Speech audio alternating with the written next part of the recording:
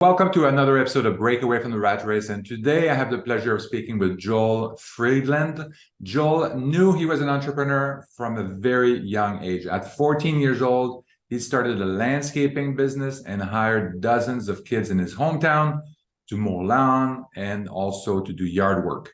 Later on, he attended the San Diego State University, where he started another landscaping business. After college, he went to work for a family real estate business in Chicago, where he learned all about real estate and specifically industrial brokerage. He later started his own brokerage business, but now, eventually, and today, what he's doing, he sold that brokerage business and is focused on managing his portfolio of 16 industrial and mostly occupied manufacturers. These industrial spaces are mostly occupied by manufacturers. And he's also growing his investor base. He currently has over like 200 investors that are working with him in investing in these industrial building. Joel, welcome to the show. Thanks, Eric. Nice to see you. So I hope I didn't, I kind of screwed up a little bit, but I think it's going to be fine. So tell us more about, you can correct me on what I said there, but tell us more about you, about your business, why you got started. I mean, we know a little bit about why you got started in industrial space, but why did you stay with industrial brokerage and build your own portfolio? So I got into industrial real estate by accident. I graduated from college. I went to San Diego State for 2 years and had such a good time, I forgot to go to class. Yeah. So I transferred to the University of Michigan, where it's a wonderful school, but cold and gloomy all winter long. And I graduated from Michigan. And a friend of mine from Michigan knew I wanted to go into real estate, that I had been an entrepreneur and that I was pretty good at sales. Because I could go door to door in a neighborhood and tell people I wanted to cut their lawn and get invited into their house. And chances were pretty good that if I went to 5 places, I'd get 4 customers. Wow. That's just sales.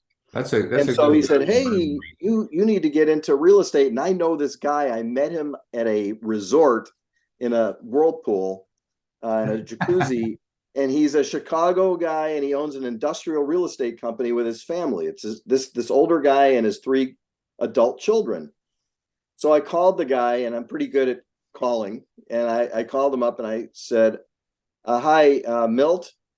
My name's Joel. You don't know me. I want to get into real estate. I'd like to talk to you right away. If you've got empty buildings, I can fill them up. And he said, why don't you come over this afternoon? And I went there, and I got hired the same day. Oh my goodness. Yeah. Now, I didn't know this, but he already knew who I was, because apparently I was cutting some lawns of people that he knew. And they said, really? He checked me out, and they said, if you've got empty buildings, hire this kid. He'll go door to door and fill up the vacancies by talking to the neighbors. Wow. And that's exactly what I did. Wow. I've been thrown out of more places than you can imagine. But in my first year, I did 37 leases, and I had never done real estate before. Wow. And I loved it. And I love this family. Milt and his 3 kids were fantastic. And I got trained. I got mentorship, which is really what our business is all about. It's all about mentorship. Yeah. Someone takes you under their wing, you can become a millionaire. Yeah. Unless you're lazy or have no talent. And then you wash out. So, and then after that, you decided to go on your own, like all good mentees. You decided that was enough, and then you did this pretty much the same thing, industrial brokerage, right? Right. So while I was with Milt and his family, they owned 84 buildings that were worth hundreds of millions of dollars. And I saw that brokerage was a nice business, but that the ownership business made multimillionaires. Yeah. Which is what the family was that I worked for. And I went to Milt and I said, I want to start buying and developing properties. And he said, damn, I was waiting for you to say that. So he was my first investor. Oh, really? Excellent. Yeah. And he brought me a group of other investors because he was a syndicator. And I'm still with that family. They still invest with me. And this is 40 years later. Wow. Because what I do is I build relationships and I keep them. Yeah, yeah. And a number of his investors are also still with me. And when I say a number, I mean dozens. Yeah, yeah. And I'm very close with all of them. And the key to this business is building relationships. Yeah, exactly. Yeah. Yeah. Definitely, it's all about the people, and then the trust and all of that. And yeah, that's something that I like about the real estate, real estate investors or real estate investing in general is that, yeah. And also it goes into across different spaces. I mean, I'm talking to people that do self-storage. Now I'm talking to you about industrial space and all of that. And all of that stick, and eventually I might talk to somebody, or I might be interested in, or I might see an opportunity in this industrial building. I don't know what to do with it. Who am I going to call? Well, I know I'm going to call Joel. Joel knows how to do that. And then we'll, and this is how it works. This is the kind of business that it's not really about competition. There's a lot more collaboration than competition. That's what I'm seeing. Right, exactly. In Chicago, so there's a international organization called the Society of Industrial and Office Realtors. And I'm going to grab something here. This is the membership book. Wow. From 2012. I just grabbed it off the shelf. This is a book. Look how thick this thing is. Yeah. These are the top, I'd say, 5,000 brokers who do industrial and office leasing and sales around the world. To join this organization, you have to have been in the business for 5 years. Nobody's in this group that's not a multi-millionaire. Everybody is. The young people are millionaires, but they're not as wealthy as the older ones. Yeah, yeah. And we all get to know each other. In Chicago, there's 300 industrial brokers. I know virtually all of them, and they all know me. And the way we make deals is exactly what you said. We cooperate. We're competitors, but if I have a tenant and there's some broker who's got a building and I want to buy that building, I have to have a great relationship with the broker. I have to be able to call him and say, hey, Rick, I need to see that building. I'm bringing a tenant. I'd like to buy it and lease it to this guy. Yeah. And Rick will say, hey, what time? And by the way, how's Stacy? And my answer is, great. How's Donna? Heard you just became a grandfather. Yeah. It's that type of relationship building that creates success in this business. Yeah, that sounds good. So tell us a little bit about kind of like a typical deal, like, how do you identify these industrial properties? Do you pick a market first, or do you focus more on the building, so tell us more about that, kind of like that first initiation on acquisition or identifying an opportunity. We go door to door to industrial companies and walk in and ask for the manager, if it's a national company, or the owner, if it's a local company. And these are almost all manufacturers. Yeah. So the average building size that we buy is 30,000 square feet, freestanding, usually one tenant.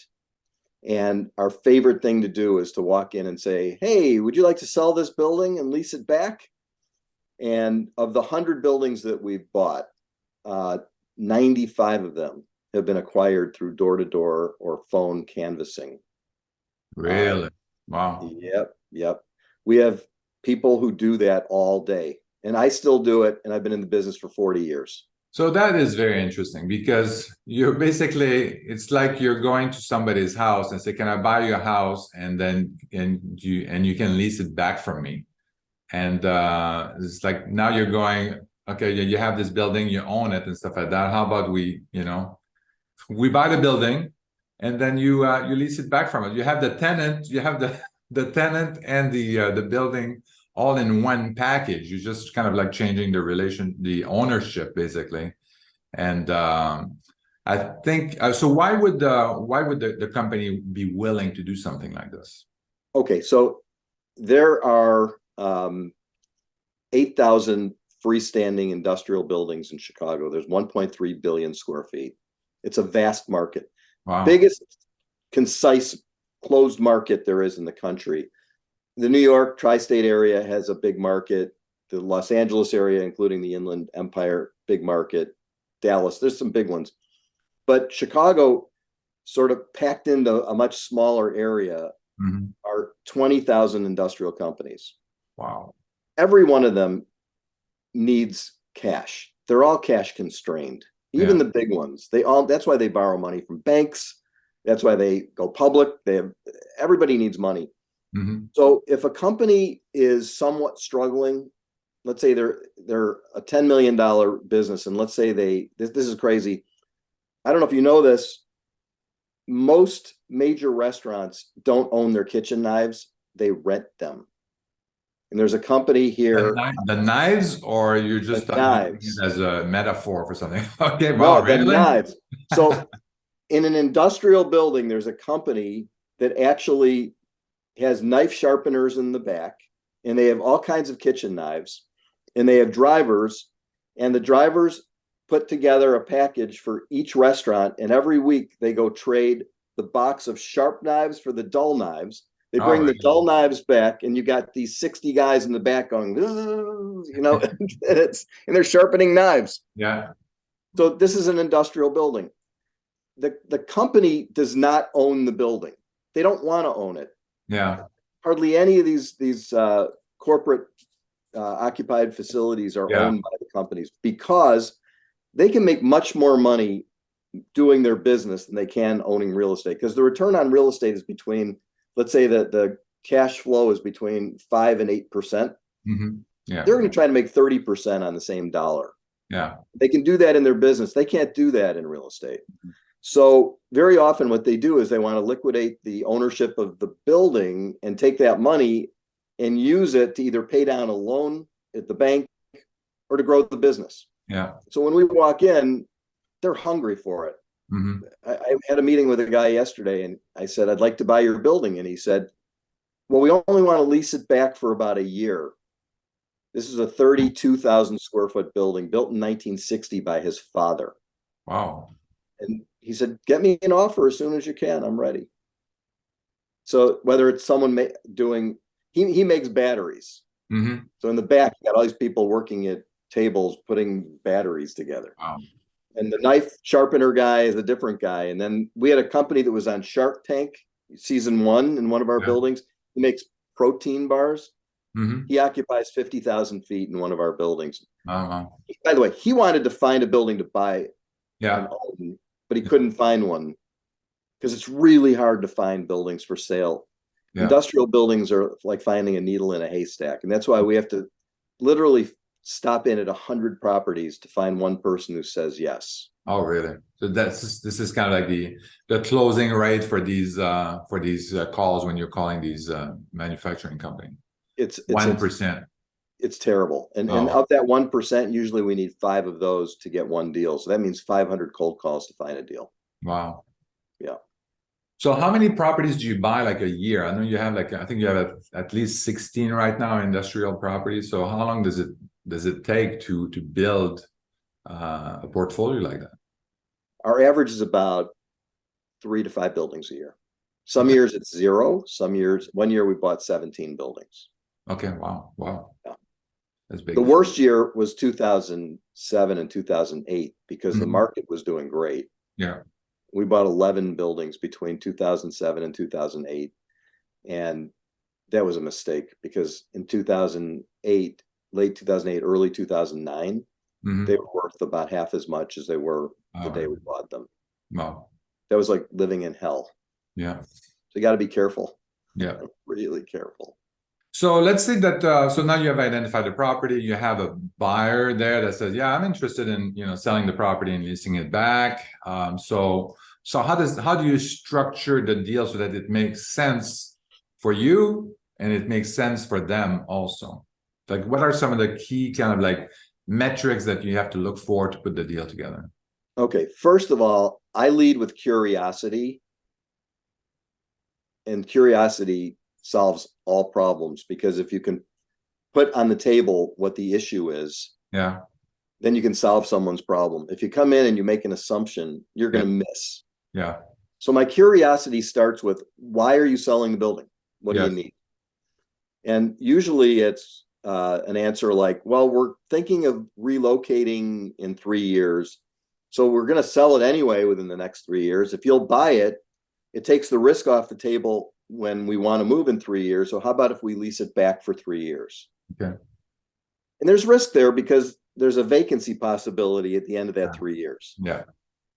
But if I listen to what they want, generally speaking, I can give them what they want. The biggest magnet manufacturer, magnets go into everything. They go into cars, airplanes, computers.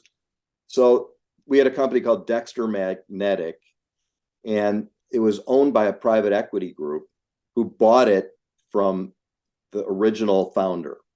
Yeah. The founder owned the building. So he wanted to cash out. So we bought the building, and Dexter said, we'd like a 15-year lease back. We never want to move. Well, that was great. Yeah. Yeah. That was great. So, and every year the rent goes up. Yeah. Yeah. Yeah. It's a really hard business. Commercial lease, right? You put in the contract all the increases and all that kind of stuff. Yeah, we have a standard lease. It's 7 pages. Most people have a 30-page lease. We keep it simple. Yeah. Yeah. So are these lease back? Are they typically like triple net? So the leasee is responsible for everything, for all the maintenance and all that kind of stuff? Yeah. Freestanding buildings are great. They cut their own lawn. They plow their own snow. They fix their heaters. I get a call like some administrative person calls from a building and says, you're our landlord. You're the management company. We've got a problem. Our toilet's stopped up. Yeah. And I say, let me give you the name of the plumber. And then they call the plumber. What? Yeah, you deal. There's no, the management of net leased industrial buildings is accounting. Yeah. So for those people, for the listeners who don't know what triple net is, I mean, you're basically leasing the property to the tenant, the industrial tenant, and then they're responsible for everything, like fixing if there's a problem with the restroom, if there's a problem with the the interior, with stuff like that. Sometimes even the driveway is part of that kind of stuff. Then they're responsible for fixing it. They don't even call the owner. They just deal with it themselves. There might be some exception with respect to the roofs and stuff like that, but but in general, this is the content, the HVAC, all of that is managed and maintained by the tenant.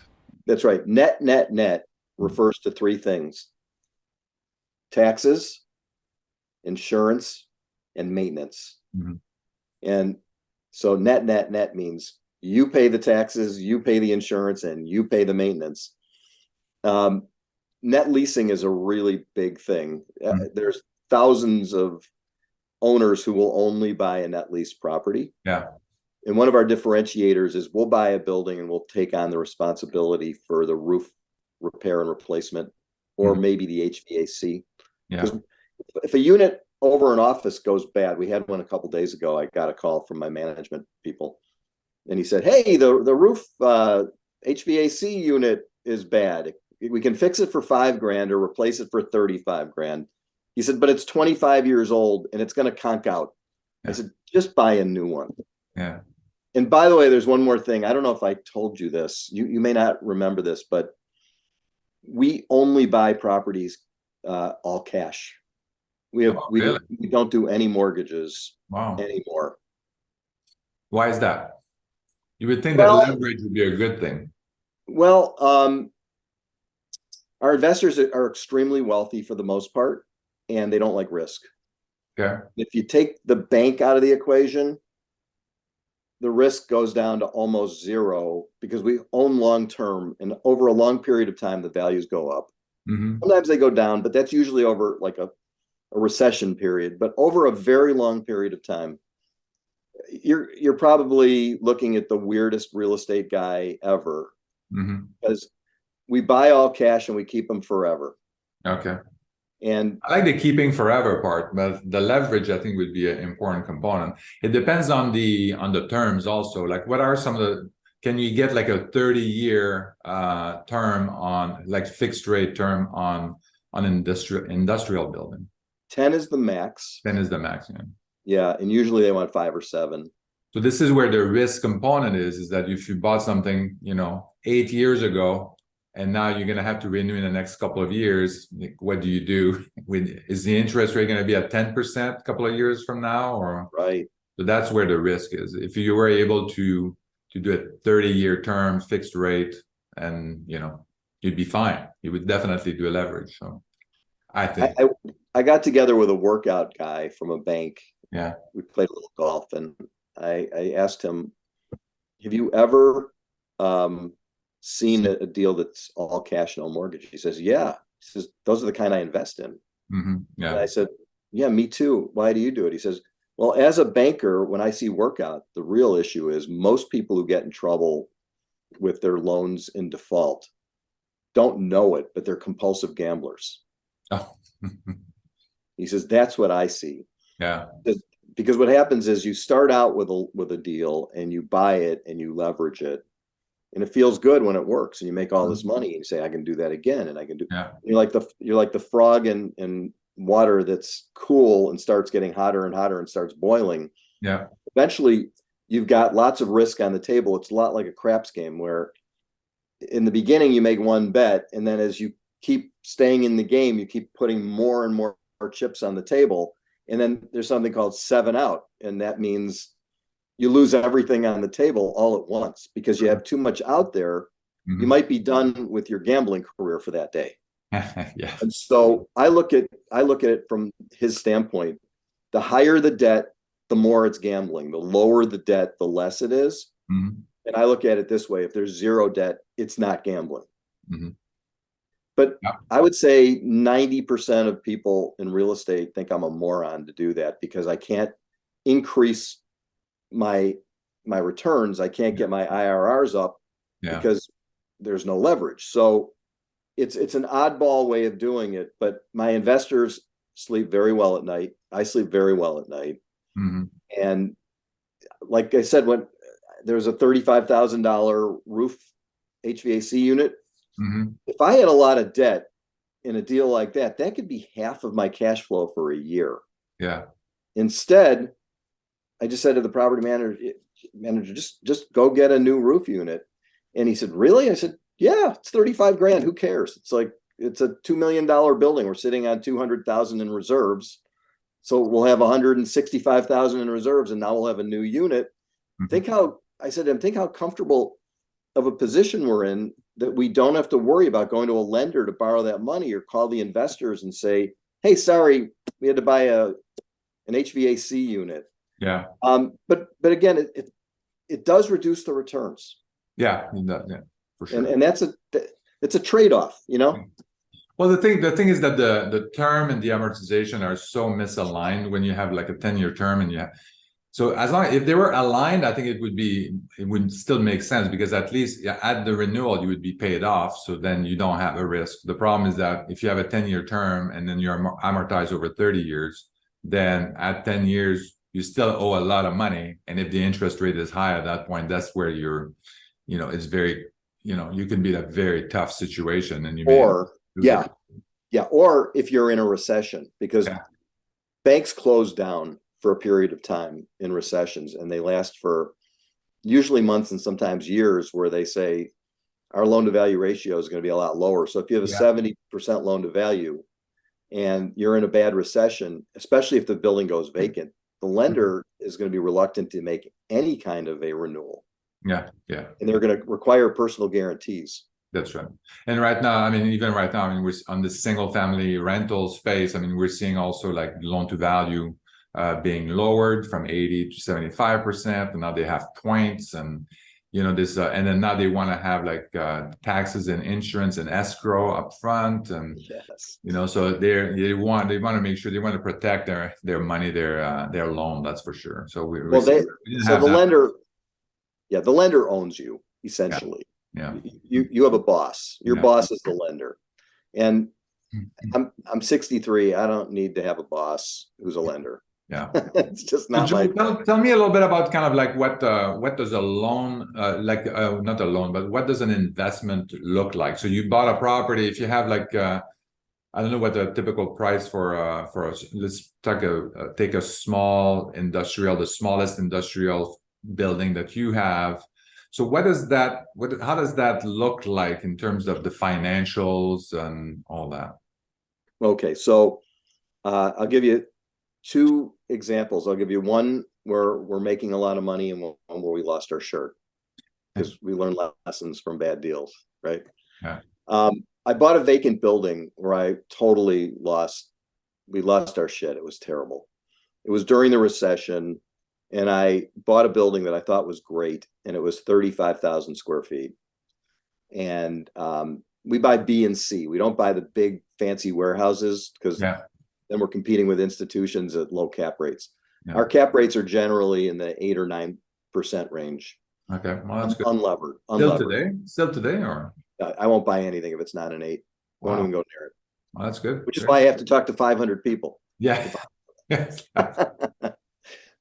So this property, I thought it was great, but it just sat vacant because there were no tenants. It was a bad time in the market. People, I call up a manufacturer down the street and say, hey, how would you like to move? And his answer would be, don't you know we're in a recession? We're trying to stay alive in business. We can't move. That would put us under.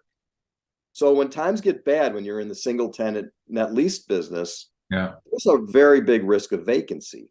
Yeah. So I ended up selling it, and we took a loss. It was roughly a $2 million investment. And unfortunately, I had to tell 30-something people that they just lost somewhere in the neighborhood of 50% of their money.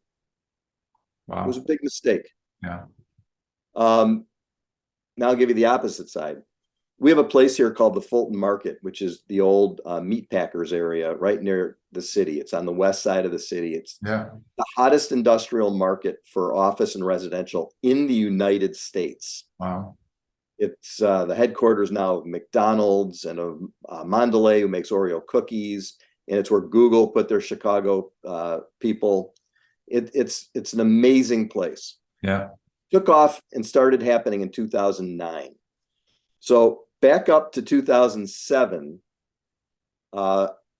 someone in my office said, I've got this building I want you to look at. I went and looked at it. It's a C building, 31,000 feet. Mm-hmm.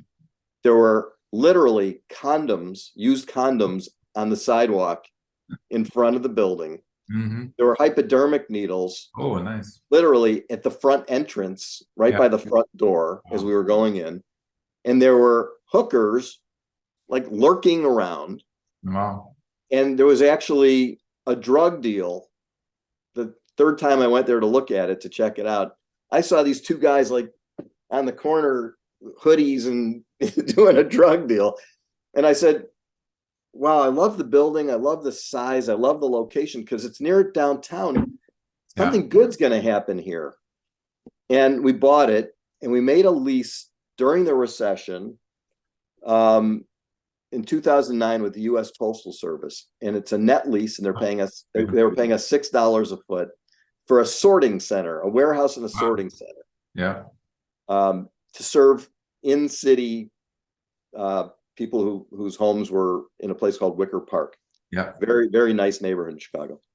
And we had them for 10 years. And during that 10 years, the Fulton Market developed around us. So I had this industrial building next to all these apartment buildings and biotech and scientific research places. Yeah. And the post office came back to me and said, we want to renew our lease. And I said, well, the rent's gone up from $6 to $18. It's tripled. And they said, okay, just get us an appraisal that says that it's $18 and we'll sign up. I said, what? By the way, I don't know who will listen to this, but the post office is not a good tenant. Oh, it's not. I thought it would be they would pay for sure. Well, they pay late. They pay late. They're very disorganized. Oh, wow. If you go to a FedEx facility, it's like going into the future. When you go to a U.S. Postal Service facility, it's like going back to the 1800s. and that's how they manage their business. Yeah, yeah. But we're grateful to have them.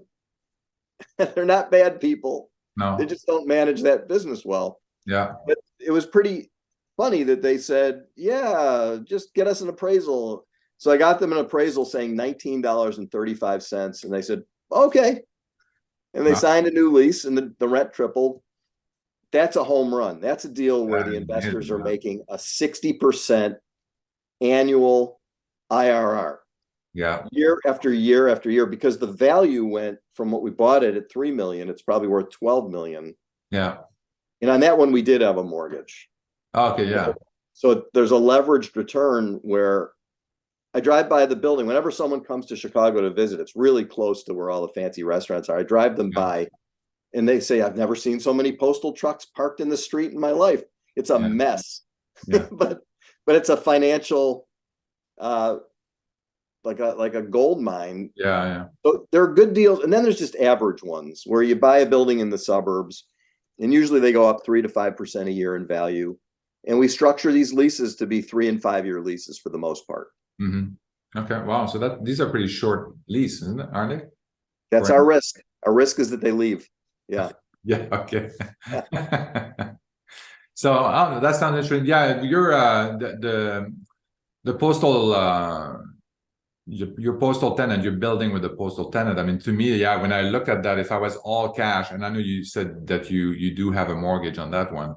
And to me, I would be looking at that if I was all cash. I'd say, well, I need to take some of that equity, put that equity to work a little bit more. So I would maybe I wouldn't go like full tilt and then go like 80 or 70%, loan to value, but I would try to get some of that equity out and work for me.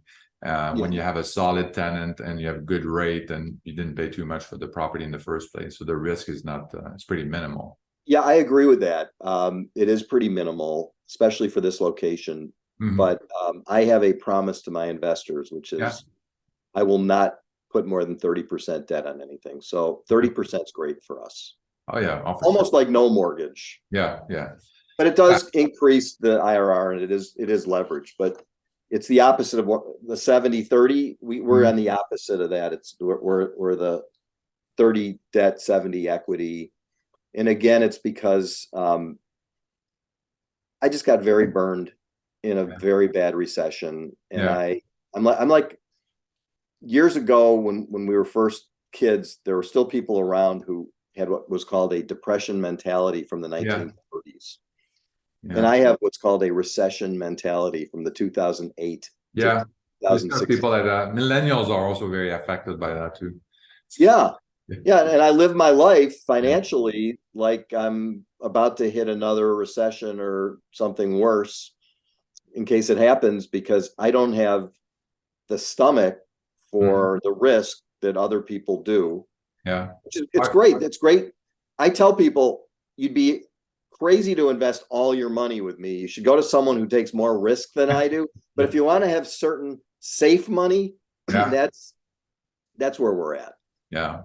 And that's one of the reasons when we're working with investors too, like we want to make, if they don't have too much money, we just say that, no, don't invest with us, or don't buy that house, because we don't want to be responsible for, that you put all your savings in this house and now the tenant leaves, or there's some problem that we didn't see, that nobody saw. And then, so we want to make sure you have a cushion and all that.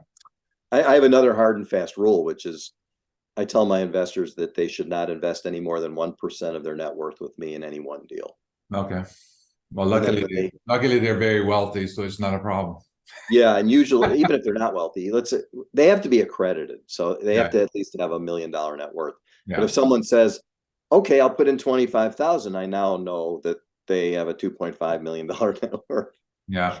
It's like a signal of, 1%, 25,000, 1%, 250. Someone who's got $100 million net worth can put $1 million into a deal with me, and I'll feel comfortable with that. Yeah. Excellent. Well, Joel, we're about to wrap up.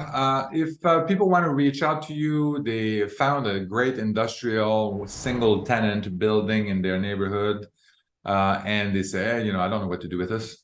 I'm going to call Joel. Where can they reach out to you? Or maybe some accredited investors that want to invest with you. Well, and even a little bit different, I'm a mentor to about 60 people. Okay. And all of those 60 people are extremely successful and don't make too many decisions that are major decisions without calling me and discussing them. Okay. So anybody who wants any kind of information on investing from a guy who's been doing it for 40 years with a depression mentality, by the way, super careful. Our website is BritProperties.com, BRIT with one T, properties.com, which is named after one of our property managers who we loved, who moved on and now is very successful in his own business. Okay. Brad, and it stands for Brad really is terrific. Well, that's very properties.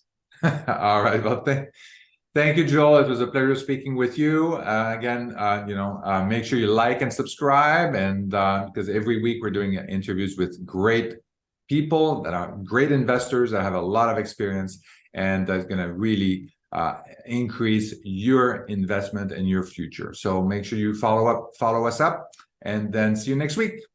Thank you for listening to Break Away from the Rat Race with your host, Eric Martel. If you want to share your story and experience with our listeners, please message us on Facebook at Break Away from the Rat Race. Also, please subscribe to our YouTube channel and our podcast on iTunes.